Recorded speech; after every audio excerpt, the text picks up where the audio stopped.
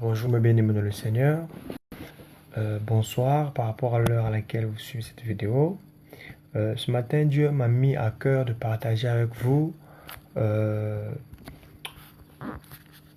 quelques secrets du royaume des cieux concernant les réclamations.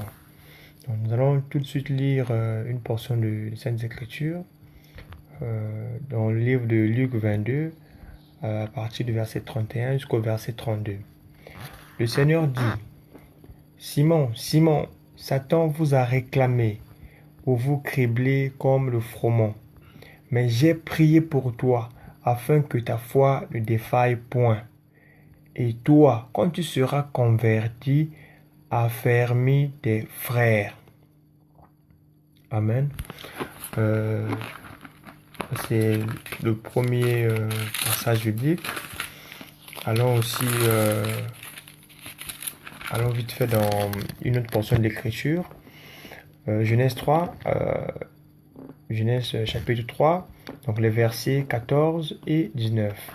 L'Éternel dit au serpent: Puisque tu as fait cela, tu seras maudit entre tout le bétail et entre tous les animaux des champs.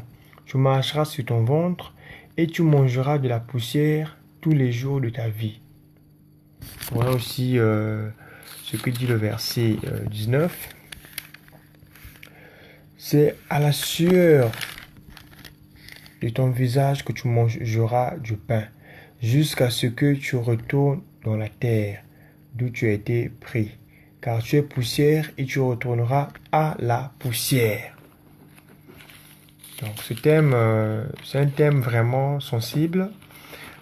Pourquoi? Parce que le malheur de l'homme commence au jardin d'Éden. Si Satan a eu du pouvoir sur l'homme, parce que l'homme a été vaincu au jardin d'Éden, seulement Dieu, pour punir en même temps Satan et l'homme, Dieu a donné des lois, des instructions qui sont claires. Donc ici, on doit commencer par définir Satan. D'après ce que nous disent les Saintes Écritures, Satan était un ange au service de l'Éternel. C'était un ange qui servait Dieu. Et après une certaine rébellion, après l'orgueil que Satan a manifesté au ciel, il n'a plus été jugé bon qu'il reste au ciel.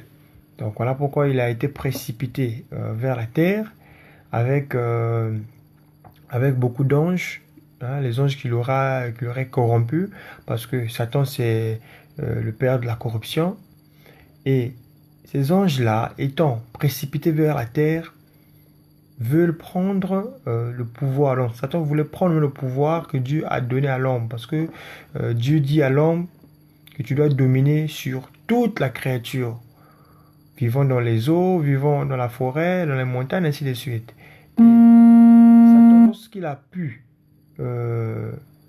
vaincre l'homme à travers le fruit de l'arbre qui était défendu à Adam et Ève de manger, Satan s'étant incarné dans le serpent, il a pu vaincre l'homme et lui prendre tout le pouvoir que Dieu lui avait donné. Donc aujourd'hui, comme il est écrit dans le on a vu le verset 14 de Genèse chapitre 3, l'Éternel dit au serpent que tu mangeras de la poussière tous les jours de ta vie. Aujourd'hui, on doit savoir une chose, c'est que le serpent qu'on voit aujourd'hui, c'est pas le même serpent au jardin d'Éden. C'est pas le même serpent au commencement. Pourquoi? Parce que avec tous les animaux qu'on voit, le serpent reste le seul animal qui n'a même pas de pattes. Donc, au commencement, le serpent avait certainement des pattes, certainement que le serpent ressemblait plus à l'homme, plus au chimpanzé, on ne sait pas. C'est pas décrit dans cette écriture, mais le serpent ne rompait pas sur son ventre. Et le serpent, c'est l'animal que Dieu avait recréé encore. Dieu avait encore créé le serpent, parce que tout s'est produit par sa parole. Lorsque Dieu créait les cieux et la terre, c'est juste par sa parole. Donc lorsqu'il maudissait le serpent, à travers sa parole, la malédiction s'accomplit et le serpent était transformé en on a un serpent qu'on voit aujourd'hui.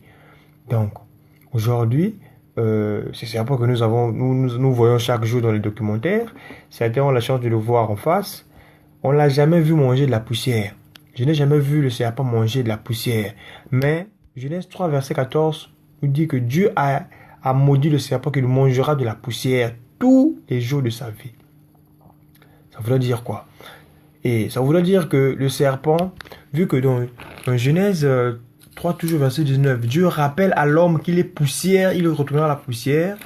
Et j'ai fini par réaliser que Dieu voulait nous faire comprendre que dès cet instant, Satan avait le mandat sur l'homme. Il était devenu l'ennemi numéro 1 de l'homme. Donc lorsqu'on dit tu mangeras de la poussière, ça veut dire que ton ennemi désormais c'est l'homme. Pourquoi? Parce que l'homme est poussière. Donc voilà pourquoi aujourd'hui Satan, à travers ses acolytes, les mauvais esprits, aime le corps de l'homme. Satan aime posséder le corps de l'homme. Satan n'aime pas rester hors du corps de l'homme. À partir de cet instant-là, Satan aime rentrer dans le corps de l'homme et le posséder. On peut voir cela dans Matthieu 8, à partir du verset 28 au verset 34, là où Jésus délivre cet homme, et les mauvais esprits dans cet homme vont rentrer dans les cochons. Les cochons, le cochon c'est un animal, l'homme c'est une personne. Donc les cochons étant un deuxième repère, une deuxième maison pour les mauvais esprits, les mauvais esprits n'ont pas peut-être aimé rester les cochons, ils ont tourmenté les cochons jusqu'à ce que les cochons sont morts. Donc ça c'est Matthieu 8, verset 28 à verset 34 qui nous rappelle. Donc, pour vous dire que les mauvais esprits aiment, là où il y a le calme, aiment le corps de l'homme, parce que le corps de l'homme, c'est poussière. Hein? Le corps de l'homme, c'est poussière, et les esprits mauvais, à travers l'incarnation par le serpent du diable, ils ont été maudits de manger la poussière. Donc c'est une malédiction que Dieu a prononcée contre le diable, hein, contre le serpent. Et donc, la Bible nous apprend aussi dans Matthieu 12, à partir du verset 44, la Bible nous apprend que lorsque l'esprit impur sort d'un homme, l'esprit va dans les lieux arides. Et l'esprit là-bas va chercher du repos, Et lorsque l'esprit n'aura pas trouvé du repos, l'esprit aura tendance à revenir dans sa maison. Donc l'homme, c'est comme la maison de ces esprits-là. Donc ces esprits-là sont des esprits qui respirent bien dans le corps de l'homme. Voilà pourquoi aujourd'hui il y a des gens qui sont tourmentés. Voilà pourquoi aujourd'hui il y a des gens qui sont envoûtés, qui sont dans les liens pas bien. Voilà pourquoi aujourd'hui l'homme est en train de souffrir, parce que depuis le jardin d'Éden, Satan a pris mandat sur l'homme. Satan a eu cette autorité de rentrer comme il veut dans le corps de l'homme. Donc, aujourd'hui, on va voir que le but de Satan, c'est de maintenir l'homme dans la souillure. Le but de Satan, c'est d'éloigner l'homme de Dieu. C'est de tourmenter l'esprit de l'homme. Le but de Satan ne sera jamais positif pour l'homme. Le but de Satan, c'est toujours détruire l'homme. Son but, c'est de faire en sorte que ceux qui ont la foi puissent abandonner la foi. Le but de Satan pour l'homme, c'est l'emprisonner dans certaines prisons spirituelles, hein, à travers certaines paroles de malédiction. Aujourd'hui, il y a des gens qui ont maudit dans leur famille juste à travers des paroles de malédiction. Donc, aujourd'hui, si on regarde bien le mandat de Satan sur l'homme, on verra que Satan, c'est quelqu'un qui utilise beaucoup la sorcellerie, surtout en Afrique. Pas seulement en Afrique, même en Europe, aux États-Unis, partout. Satan, avec ses serviteurs, les sorciers, les marabouts, les féticheurs, est en train de nuire à l'homme, est en train de détruire l'homme. Satan ne viendra jamais vers vous pour vous apporter la paix. Non, non, non, c'est pas possible.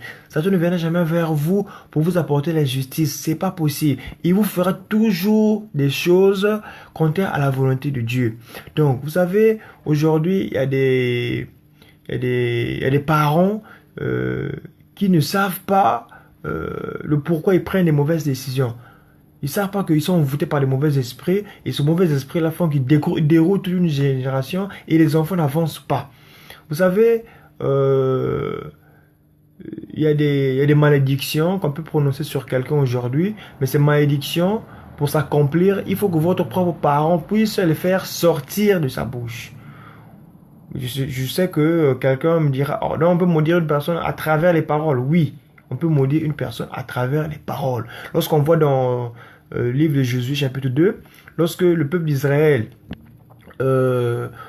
rentrait en possession de Jéricho, hein, Josué chapitre 2 nous montre que Josué a envoyé 2 espions chez la femme, envoyé à Jéricho pour mener des enquêtes, pour faire l'espionnage.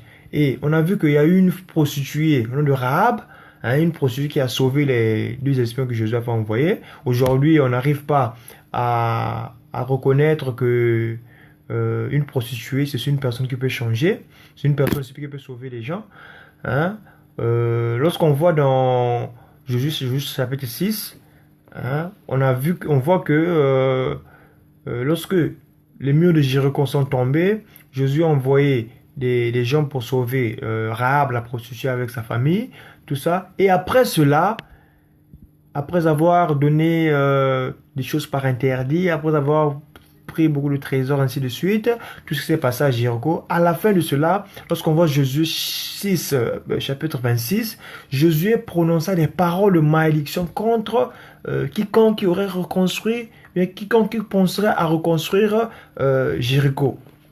Donc, Josué dit, maudit soit devant l'Éternel l'homme qui s'élèvera pour rebâtir cette ville de Jéricho.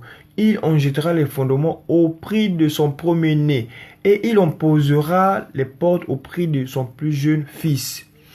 Lorsqu'on parcourt la Bible, on va remarquer qu'il y a eu un roi dans la Bible qui a essayé de rebâtir Jéricho. Et ce roi a subi la malédiction des paroles de Josué. Ce roi a perdu son premier fils. Ce roi a eu cette influence de la parole que Josué avait prononcée il y avait des années de cela. Donc aujourd'hui, je veux rappeler à quelqu'un que il faut pas seulement se camoufler derrière les démons, je te chasse, démons, je te chasse, démons, je te chasse. Oui, on peut chasser les démons, mais il y a des choses qui ne sont pas des démons, mais ce sont des malédictions. Il y a des malédictions qui peuvent être là. Vous pouvez chasser les démons, vous pouvez même servir Dieu. On peut vous voir entrer en onction, on peut vous voir prêcher même l'évangile, mais vous êtes dans certaines malédictions de la famille. Et ces malédictions-là sont des malédictions que quelqu'un aurait prononcées à votre encontre. Et aujourd'hui, vous voyez que votre vie n'avance pas. Vous voyez qu'il y a des maris, des femmes de nuit qui vous embêtent. Vous voyez qu'il y a des troubles. Vous voyez qu'il y a des règles douloureuses, vraiment sataniques. Vous allez voir que votre tension est incontrôlable. Vous allez voir que l'AVC va et revient. Oui, il y a des paroles de malédiction qui ont été prononcées pour vous. Et aujourd'hui, je veux vous dire que la solution, c'est Jésus-Christ. C'est lui qui a mandat de libérer tout homme de la puissance du diable. Parce qu'il a dit dans sa parole de Matthieu 11, verset 28, « Venez à moi, vous tous qui êtes fatigués et chargés, je vous donnerai le repos. » Et aujourd'hui, on doit expérimenter cela. Venez à Jésus, il vous donnera le repos et toutes les malédictions contre vous sera nulles et sans effet. Parce que lorsqu'il est mort sur la croix, il a payé de son sang afin que toi, tu ne sois plus dans la malédiction. Un chrétien qui se dit, je suis chrétien, mais nous, dans notre famille, on ne se marie pas. Nous, dans notre famille, les jeux n'évoluent pas. Tu n'es pas encore chrétien. Tu peux être baptisé, oui, tu vas à l'église, mais tu n'es pas encore chrétien. Un chrétien, c'est celui qui vit Christ. C'est celui qui marche en accomplissant la parole de Christ, la volonté de Christ. Et la volonté de Christ, c'est pas que l'homme soit dans les condamnations. Car il a dit dans sa parole que celui qui est en Christ est une nouvelle créature. Les choses anciennes sont passées, voici toutes choses sont devenues nouvelles. Si tu es réellement en Christ, tu es réellement chrétien qui a reçu Jésus-Christ dans sa vie, tu ne peux plus demeurer dans les condamnations. Tu ne peux plus demeurer dans les malédictions de famille. Donc voilà pourquoi ce matin je veux rappeler à quelqu'un que si tu n'as pas encore rencontré Jésus, c'est le moment de le faire. Parce que je te dis qu'avec les malédictions que tu as dans ta famille, le diable va te réclamer le dernier jour du jugement, il va te réclamer et tu n'iras jamais au ciel. Pourquoi? Parce que si dans votre famille, il y a les liens de sang, il y a les liens des pactes de généalogie en généalogie, tu es né dans ces pactes-là, tu es né dans cette généalogie, dans ton sang, il y a le même contrat que tes aïeux ont signé et du coup, lorsque tu mourras, le diable va te réclamer. Il va te réclamer et il aura raison de te réclamer. Pourquoi? Parce que ce sont tes aïeux qui ont eu à signer ce pacte avec lui. Aujourd'hui, tu dois accepter Jésus dans ta vie. Tu dois l'accepter. Et une fois que tu vas l'accepter dans ta vie, tu verras qu'il y aura du changement. Tu verras que tout ce qui était bloqué sera débloqué. Tout ce qui était coincé sera solutionné. Tous les problèmes auront leur solution. Toutes les maladies seront guéries sur votre corps. Dans votre esprit, dans votre âme, toutes les maladies que le diable a mis sera guéries. Voyez-vous? Toutes les maladies vont partir. Et aujourd'hui, je dis à quelqu'un que si tu veux le recevoir, écris en inbox. Si tu veux le recevoir, écris même mon commentaire. Il y aura un cheminement, il y aura une méthodologie que je vais partager avec toi. Tu vas recevoir Jésus, tu seras sauvé, toi et ta famille. Car le jour du jugement est proche. Le jour de l'avènement du Seigneur est proche. Et c'est le maintenant pour. C'est maintenant qu'il faut se repentir. C'est maintenant qu'il faut donner sa vie à Jésus pour être sauvé. Que Dieu vous bénisse richement. Que Dieu bénisse quelqu'un qui va sortir des malédictions de famille. Que Dieu bénisse quelqu'un qui va sortir des malédictions qui ont pris effet sur lui à travers des paroles sorties par des sorciers, des marabouts, des féticheurs. Que Dieu bénisse sa parole. Que Dieu vous garde. Que Dieu vous sauve quelqu'un. Que Dieu puisse encore toucher votre cœur comme il a touché le cœur de Lydie dans Actes chapitre 16, qui touche votre cœur afin que vous soyez connectés à la bonne fréquence, au bon signal, ce signal du royaume des cieux, afin que vous soyez connectés à l'évangile de Jésus, afin que vous recevez Jésus dans votre vie, parce que la clé c'est ça, il faut recevoir Jésus dans sa vie. Un homme équilibré, une femme équilibrée, c'est celui ou celle-là qui a reçu Jésus. Bien qu'on cherche l'argent, oui, on cherche à subvenir à nos besoins, oui, mais il faut aussi chercher le salut. Après ta mort, tu iras où? La mort peut venir à n'importe quel moment. Personne ne prépare sa mort. Personne ne peut dire que moi je vais mourir tel ou tel jour. C'est maintenant qu'il faut préparer toutes ces choses-là. Parce que la Bible dit dans Jean 10, verset 10 que l'ennemi ne vient que pour dérober, égorger et détruire. Le diable, son but dans ta vie, c'est de te détruire. Le diable, le but dans ta vie, c'est de te faire du mal. C'est pour dérober tout ce que Dieu a mis en toi. Pour prendre tes bénédictions et les transformer en malédictions. Donc mon frère, ma soeur, tu dois prendre ce que je te dis au sérieux. Parce que le diable, c'est notre ennemi depuis le jardin d'Éden, depuis le début de la création. Il est là sur la terre, il est en train de nuire l'homme. Et pour se protéger contre le diable, pour être vainqueur face au diable, il faut être attaché à Jésus. Quand tu es attaché à Jésus, oh vraiment mon frère, le diable va avoir peur de t'approcher. Il viendra t'approcher par les pensées, mais vu que l'Esprit du Seigneur sera sur toi, tu seras vainqueur, tu ne seras jamais vaincu. Le diable va approcher à travers les pièges démoniaques, va rentrer à travers les sorciers, vont chercher à t'envoûter. Mais lorsqu'ils viendront vers toi, ils verront une lumière et cette lumière va les faire fuir pour de bon. Et tu seras vainqueur, vainqueur et vainqueur. Que Dieu vous bénisse encore. Partagez ces bonnes informations. Vraiment que l'évangile de Jésus puisse vous toucher et que vous soyez transformés.